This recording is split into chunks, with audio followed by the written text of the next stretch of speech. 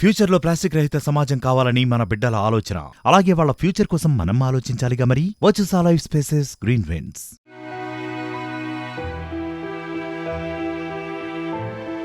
అహింస పరమో ధర్మ. ఇదే మహాత్ముడి మహామంత్రం. అహింసతో స్వపరిపాలనకు నడుం బిగించిన యోధుడాయన. ప్రేమ జీవన వేదానికి నిలువెత్తు రూపం ఆయన. తాను కలలుగన్న గ్రామ స్వరాజ్యం సాకారం చేసి భావి తరాలకు స్ఫూర్తి ప్రదాతగా నిలిచిన మహామనిషి ఆయన. ఆయనే మహాత్మా గాంధీ. మోహన్ దాస్ కరమ్చంద్ గాంధీ అనే నిఖార్సైన దేశభక్తుడు జాతిపితగా మహాత్ముడిగా మారిన వైనం అనన్య సామాన్యం. ఆయన జీవన ప్రయాణం పుడిమిపై సువర్ణాక్షర లిఖితం. భరతమాత ముద్దుబిడ్డ, భోసి నవ్వుల బాపూజీ, జాతి గర్వించే జాతిపిత మహాత్మా గాంధీ జన్మదినం అక్టోబర్ 2. అంతర్జాతీయ అహింసా దినోత్సవంగా కూడా జరుపుకునే ఈ పర్వదినం రోజున మహాత్ముడు దేశానికి చేసిన సేవల గురించి, ఆయన కలలకు ప్రతిరూపంగా నిలిచిన సబర్మతి ఆశ్రమ విశేషాల గురించి మననం చేసుకోవాల్సిన అవసరం ఎంతైనా ఉంది.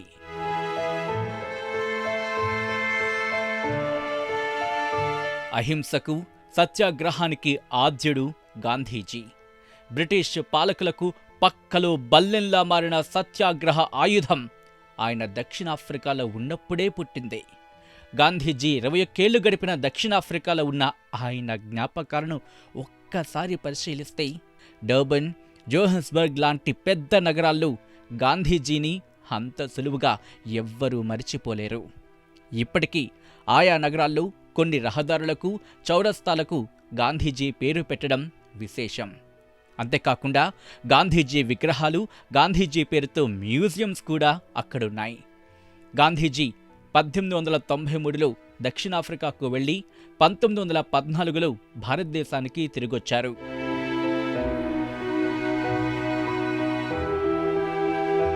దక్షిణాఫ్రికా నుంచి తిరిగొచ్చిన తర్వాత తన మిత్రుడు, బారిస్టర్ అయిన జీవన్లాల్ దేశాయ్కి చెందిన కొచ్చురబ్ బంగ్లాలో 1915 మే 25వ తేదీన గాంధీ తన ఆశ్రమాన్ని ప్రారంభించారు. అయితే అక్కడ వ్యవసాయం చేయడానికి, పశువులను పెంచడానికి, ఇతరత్రా కార్యక్రమాలకు సరిపడా స్థలం లేకపోవడంతో ఈ ఆశ్రమాన్ని సబర్మతి నది కరకట్ట పక్కన ఉన్న 36 ఎకరాల స్థలంలోకి 1917 జూన్ 17వ తేదీన మార్చారు. గుజరాత్లోని అహ్మదాబాద్కు సమీపంలోని సబర్మతి వద్ద ఉన్న ఈ ఆశ్రమం సబర్మతి ఆశ్రమంగా పేరొందింది. 100 ఏళ్లకు పైగా చరిత్ర కలిగిన ఈ సబర్మతి ఆశ్రమం గాంధీజీకి స్వతంత్ర సంగ్రామాన్ని ధైర్యంగా నడిపించడానికి కావలసిన స్ఫూర్తిని అందించింది. ప్రతి మనిషి అవసరాన్ని తీర్చే శక్తి ఈ ప్రపంచానికి ఉంది. కానీ మనిషి దురాశకు మాత్రం ఈ ప్రపంచం సరిపోదు అన్నది గాంధీ చెప్పిన విలువైన మాటల్లో ఒకటి. న్యాయశాస్త్రం చదివిన గాంధీకి చదువు గొప్పదనం తెలుసు. ఆశ్రమంలో ఆయన పిల్లలకు చదువు చెప్పేవారు. గాంధీ దక్షిణాఫ్రికాలో ఉన్నప్పుడు అబ్దుల్ ఖాదిర్ బావజీర్ పరిచయమయ్యారు. బావజీర్ను గాంధీ చాలా దగ్గర చేశారు.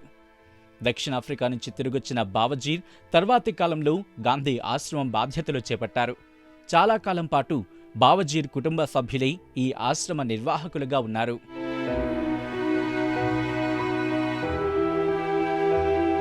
సబర్మతి ఆశ్రమానికి గాంధీ ఆశ్రమం, హరిజన ఆశ్రమం, సత్యాగ్రహ ఆశ్రమం అనే పేర్లు కూడా ప్రాచుర్యంలో ఉన్నాయి. గాంధీజీ తన భార్య అయిన కస్తూర్బాతో పాటు ఈ సబర్మతి ఆశ్రమంలో 12 ఏళ్లు నివాసం ఉన్నారు. భారతదేశ స్వతంత్ర పోరాటంలో కీలక పాత్ర పోషించిన సబర్మతి ఆశ్రమంలో స్వాతంత్ర ఉద్యమంలో కీలక ఘట్టాలైన ఉప్పు సత్యాగ్రహం, దండియాత్ర మొదలైనవి ఈ ఆశ్రమం నుంచే ప్రారంభమవడం విశేషం. అందుకని భారత ప్రభుత్వం సబర్మతి ఆశ్రమాన్ని జాతీయ స్మారక స్థలంగా గుర్తించడం జరిగింది.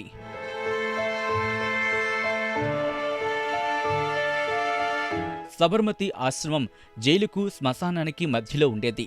ఒక సత్యాగ్రహి ఇలా అనేవారట, ఈ రెండిట్లో ఏదో ఒక చోటుకు వెళ్లవలసి వస్తుంది కాబట్టి దీన్ని అనువైన ప్రదేశంగా గాంధీజీ భావించారు అని. గాంధీజీ ఏ ఆశ్రమంలో ఉండగానే వ్యవసాయం, అక్షరాస్యత మొదలైన అంశాల మీద శిక్షణ ఇచ్చేందుకు ఒక పాఠశాలను కూడా నెలకొల్పారు. గాంధీజీ ఈ ఆశ్రమం నుంచే 1990 మార్చి 12న అక్కడికి 241 మైళ్ల దూరంలో ఉన్న దండికి 78 మంది అనుచరులతో పాదయాత్ర ప్రారంభించారు. బ్రిటిష్ వారు ఉత్పత్తి చేసే ఉప్పును భారతీయులకు అమ్మేందుకు పన్నిన కుట్రకు, స్వదేశీ ఉప్పు మీద పాలకులు విధించిన పన్నుకు నిరసనగాను ఈ ఉద్యమం సాగింది.